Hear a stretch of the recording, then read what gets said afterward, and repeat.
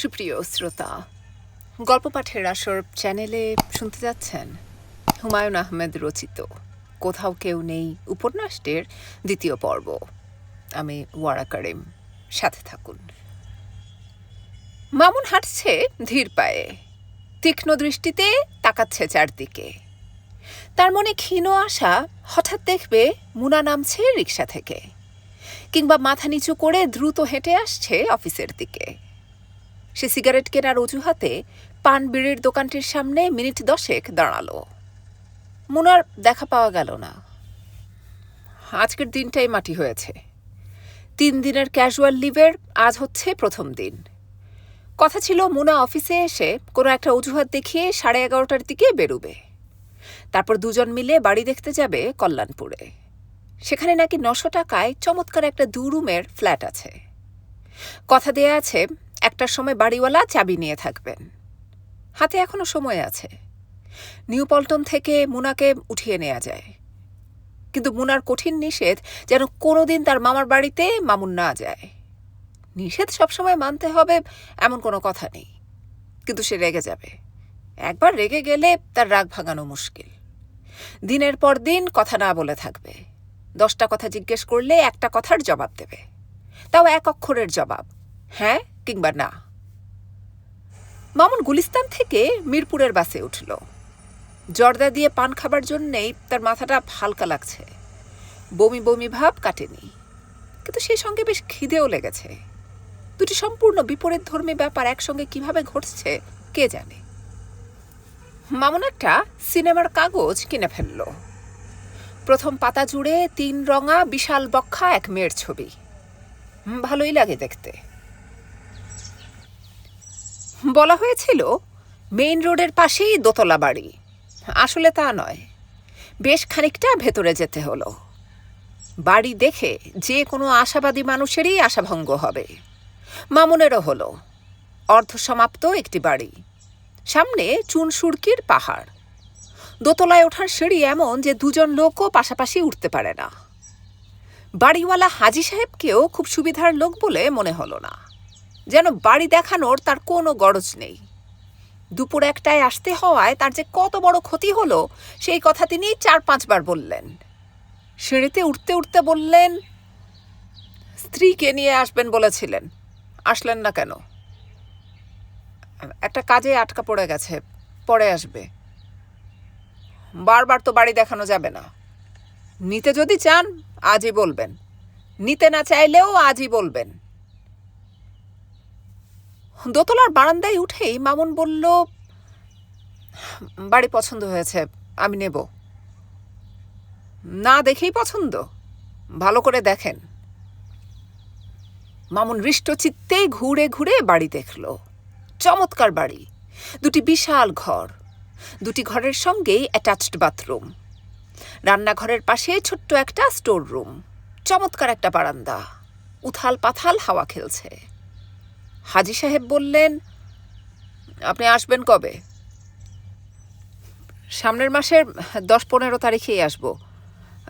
কিছু অ্যাডভান্স দিয়ে যাই আপনাকে? অ্যাডভান্স দেওয়ার দরকার নেই। আর আপনি যদি সামনের মাসের আগেই উঠতে চান বা জিনিসপত্র রাখতে চান, রাখবেন। তার জন্যে কোনো বাড়তি ভাড়া দিতে হবে না। আপনাকে অশেষ ধন্যবাদ। ধন্যবাদের দরকার নেই। বাড়িটার যত্ন করবেন। 7 তারিখের মধ্যে ভাড়া দিবেন, ব্যাস। দেশ কোথায় আপনার? ময়মনসিংহ। ময়মনসিংহের লোক খুব পাজি হয়। আমার বাড়িও ময়মনসিংহ। তবে আপনি প্রফেসর মানুষ, এটাই ভরসার কথা। মেসে ফিরতে ফিরতে 4টা বেজে গেল। ঘরে ঢুকে দেখে মুনা তার চৌকির ওপর একা একা বসে আছে। তার গলায় নীল রঙের একটা মাফলার, নাক দিয়ে ক্রমাগত পানি ঝরছে। দেখেই বোঝা যায় গায়ে জ্বর। মুনা ক্ষুব্ধ স্বরে বলল, সে কখন থেকে বসে আছি, কোথায় ছিলে? মামুন আজ সারাদিন ভেবেছে মুনার সঙ্গে দেখা হলেই খুব কথা শোনাবে, খুব রাগ করবে, কিন্তু রাগ করা গেল না। মুনার উপর রাগ করা মুশকিল। মামুন গম্ভীর গলায় বলল, 1টার সময় আমাদের এক জায়গায় যাওয়ার কথা ছিল না? যাব কিভাবে? অফিসে গিয়েছি 1:30টার সময়। আবার জ্বর, গলা ব্যথা, টনসিল। আবার টনসিল? বলো কি? বৃষ্টিতে ভিজলাম, আমি ভিজলাম, বকুল ভিজল, বাবু ভিজল, ওদের কারো কিছু হয়নি, আমার অবস্থাই কাহিল। মুনা অসহায়ের মতো মুখ করল। মামুন এগিয়ে এসে হাত রাখল তার গলায়। মতলব ভালো নয়। মুনা বলল, কি অসভ্যতা করছো, হাত সরাও। না, সরাবো না। মামুনের ঘরের দরজা হাট করে খোলা। কখন কে এসে পড়বে? বারান্দায় লোকজন চলাচল করছে। মামুন তার হাত সরিয়ে নিল না। তার হাসি হাসি মুখ দেখে মনে হচ্ছে সেরকম কোনো ইচ্ছাও তার নেই। মামুন নরম স্বরে বলল, কাল তোমার কি প্ল্যান? কোনো প্ল্যান নেই। কেন? চলো, কাল তোমাকে কল্যাণপুরের বাড়িটা দেখিয়ে নিয়ে আসি। মুনা হ্যাঁ না কিছু বলল না। মামুন বলল, 2-1টা ফার্নিচারও কিনব, তুমি সঙ্গে থাকলে ভালো হয়। কি ফার্নিচার? বড় দেখে একটা খাট। এমন অসভ্যের মতো কথা বলো কেন? মামুন শব্দ করে হাসল, চোখ ছোট করে বলল, খাট কেনার মধ্যে অসভ্যতার কি দেখলে তুমি?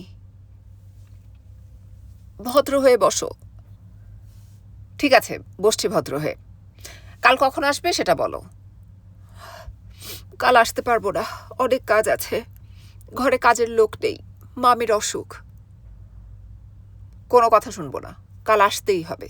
প্লিজ মোনা, দুপুরে কোনো রেস্টুরেন্টে বসে খাবো, ফাইন হবে। রেস্টুরেন্টে বসে খাবার মধ্যে ফাইন কি আছে? আছে, তুমি বুঝবে না। মুনা, আসবে তো? দেখি। দেখা দেখি না, আসতেই হবে। কাল 9টার মধ্যে চলে আসবে, পজিটিভলি। মুনা হ্যাঁ না কিছু বলল না। এখান থেকে সে যাবে মামির ভাইয়ের বাড়ি, আংটি দিয়ে আসবে। মামুন বলল, কি আশ্চর্য, এখনই উঠছো কেন? কাজ আছে আমার। এত কাজের মেয়ে হয়ে উঠলে কবে থেকে? মুনা কিছু বলবার আগেই মামুন চট করে তাকে চুমু খেল। মুনা সরে গেল মুহূর্তেই। বিরক্ত স্বরে বলল, কেন সবসময় বিরক্ত করো? দরজা খোলা, লোকজন যাওয়া আসা করছে। মামুন হাসি মুখে বলল, ঠিক আছে, দরজা বন্ধ করে দিচ্ছি। থাক, দরজা বন্ধ করতে হবে না। তুমি আসছো তো? দেখি। কাল 9টায়, পজিটিভলি। মামির ভাই বাসায় ছিলেন না, তার স্ত্রী ছিলেন। ভদ্রমহিলা মুনাকে দেখেই তীক্ষ্ণ কণ্ঠে বললেন, কাল তোমরা কেউ আসলে না যে, ব্যাপারটা কি?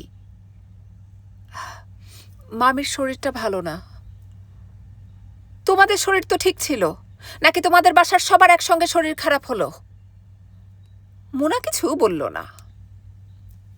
100-1.5 লোক খেয়েছে, অথচ নিজের আত্মীয় স্বজন কেউ নেই। বসো তুমি, চাটা কিছু খাবে? জি না। 1 বাটি গোশত তুলে রেখেছিলাম, নিয়ে যেও যাওয়ার সময়। মুনা ক্ষীণ স্বরে বলল, গোশতের বাটি নিয়ে কিভাবে যাব? বাটি নিয়ে যাবে কেন? টিফিন ক্যারিয়ারে ভরে দেব। মুনাকে সন্ধ্যা পর্যন্ত থাকতে হলো।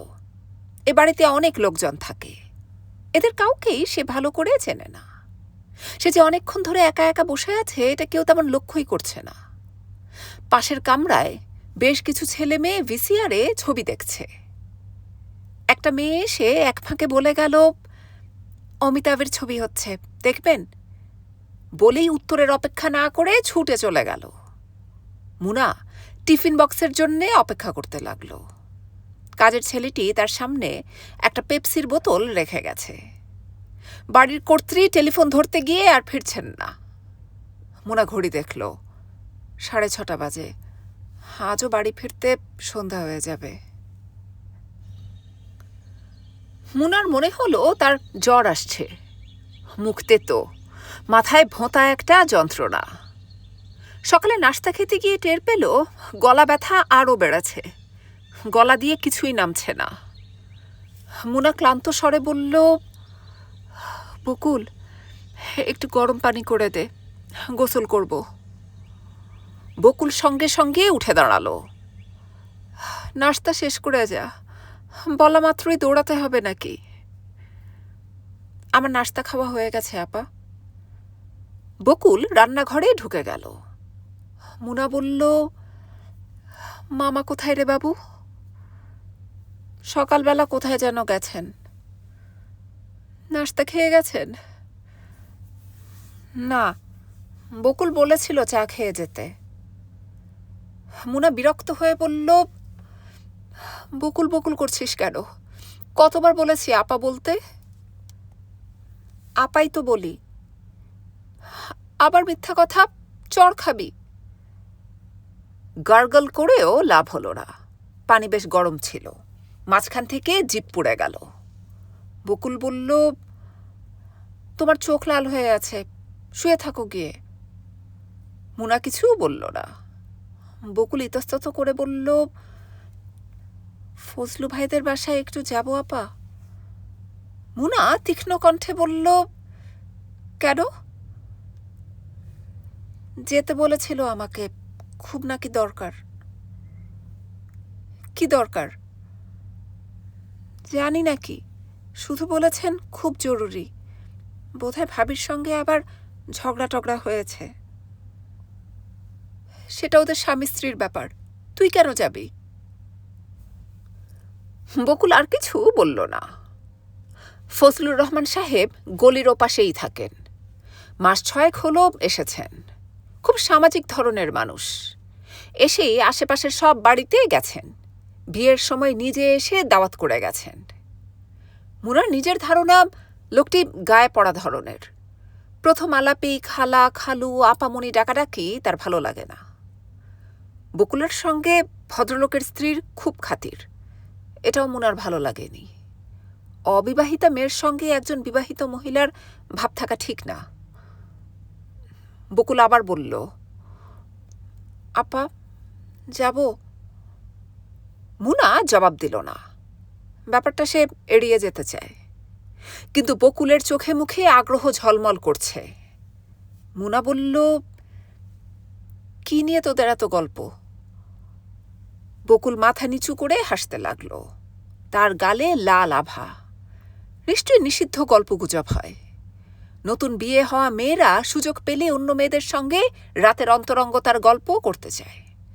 মুনা এই ধরনের অনেক গল্প শুনেছে, শুনতে ভালোই লেগেছে। বকুলেরও নিশ্চয়ই লাগে। আপা যাব? না, রান্না বান্না করতে হবে না, আজ আমি বাইরে যাব, ফিরতে সন্ধ্যা হবে। জ্বর নিয়ে কোথায় যাবে? মুনা জবাব দিল না। বকুল বলল, বেশিক্ষণ থাকবো না আপা, যাব আর আসবো। যাই। ঠিক আছে, যা। লতিফা বিছানা ছেড়ে উঠলেন 10টার দিকে। আজ তার শরীর বেশ ভালো। 10-12 দিনের মধ্যে আজ এই প্রথম ঘর ছেড়ে বের হলেন। বাবু ছুটি গিয়ে মাকে বসানোর জন্যে একটা মোড়া এগিয়ে দিল। তিনি অবশ্যই বসলেন না, দেয়াল ধরে ধরে বসার ঘরে চলে এলেন। বাবু বলল, বেশি হাঁটাহাঁটি করো না মা। লতিফা বললেন, তোর বাবা কোথায়? জানি না। বকুল বকুল কোথায় গেছে? ফজলু ভাইদের বাসায় গেছে, ডেকে নিয়ে আসবো? না, ডাকতে হবে না।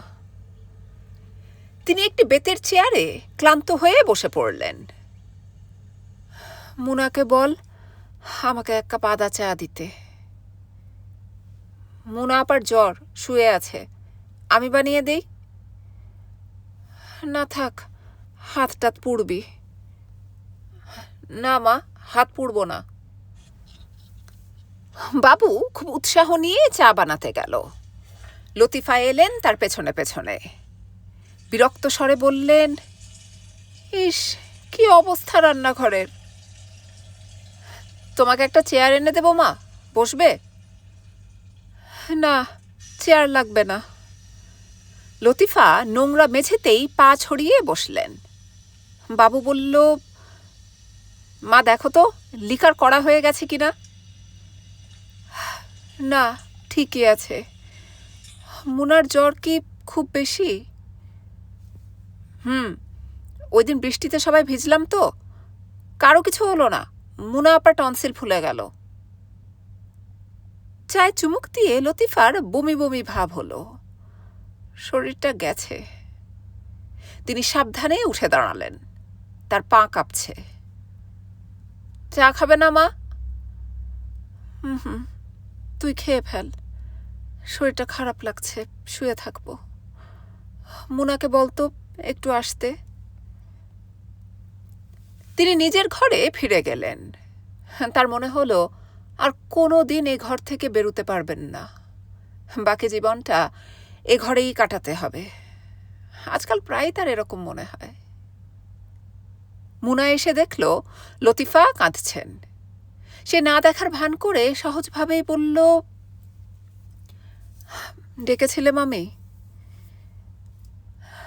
তুই বস একটু আমার পাশে। মুনা বসল। লতিফা কি বলবেন মনে করতে পারলেন না। কি একটা যেন বলতে চেয়েছিলেন।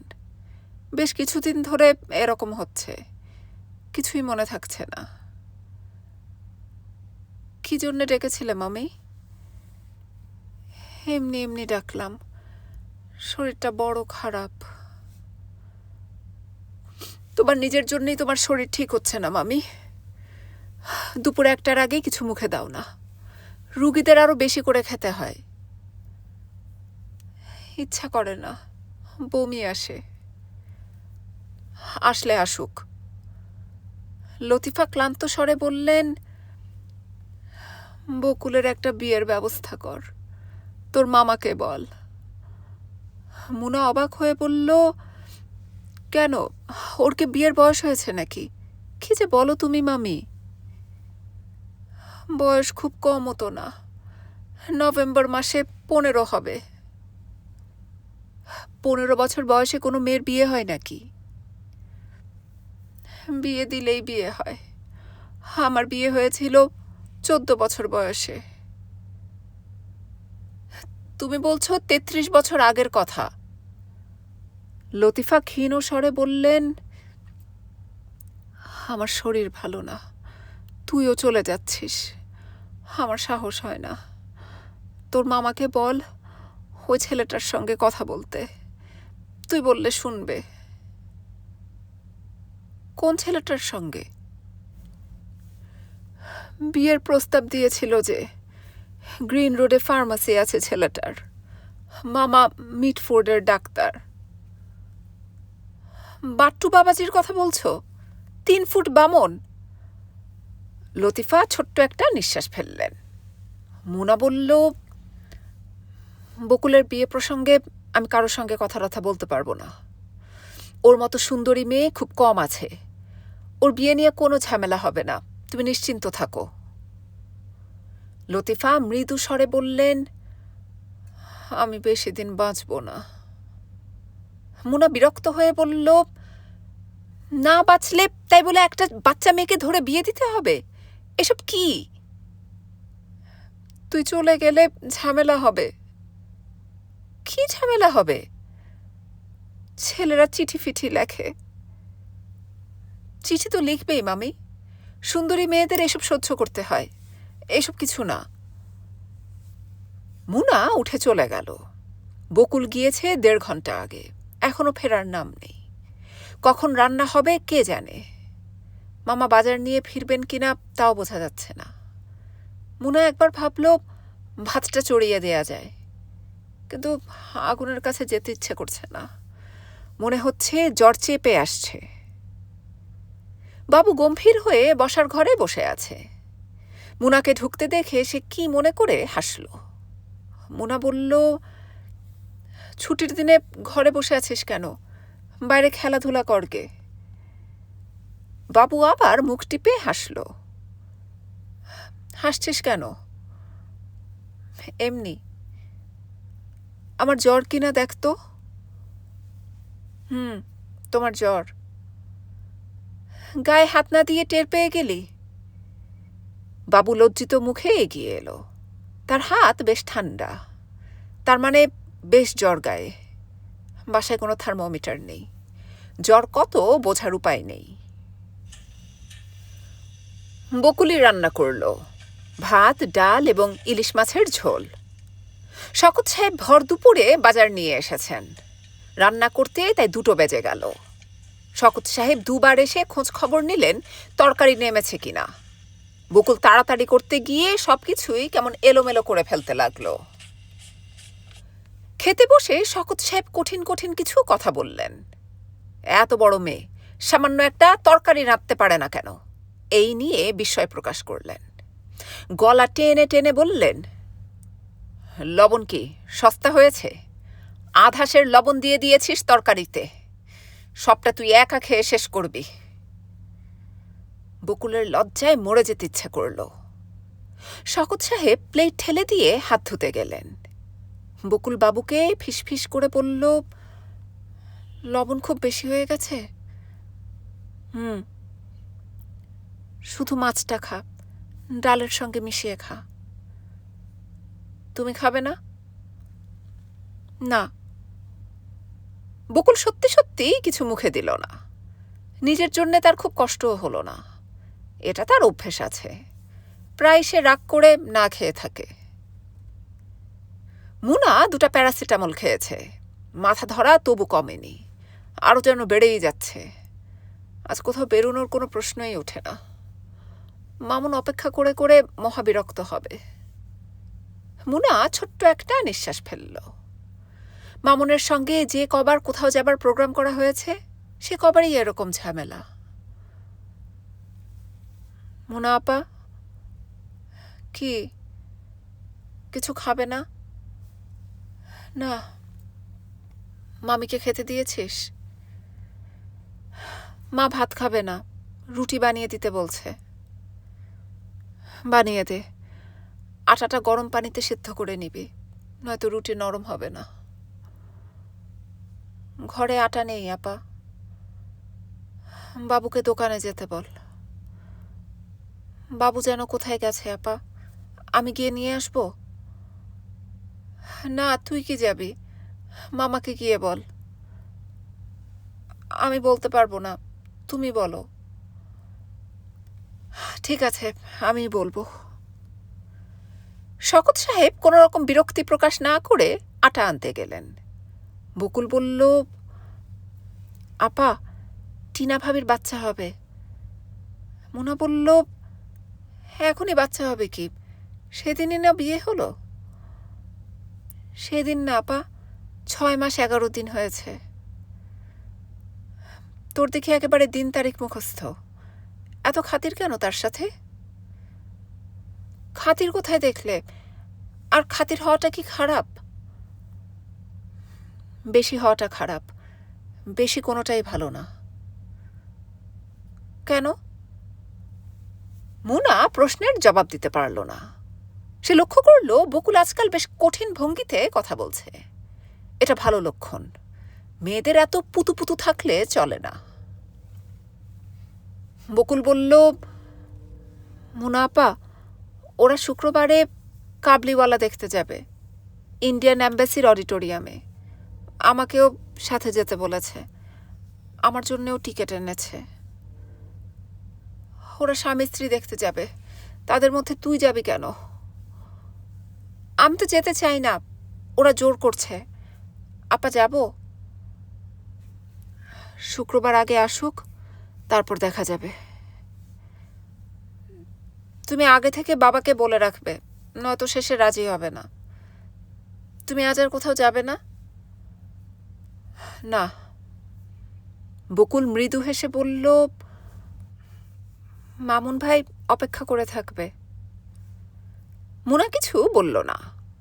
বকুল তরল গলায় বলল, আমার কেন জানি মনে হচ্ছে তিনি তোমাকে দেখার জন্যে আজ এখানে চলে আসবেন।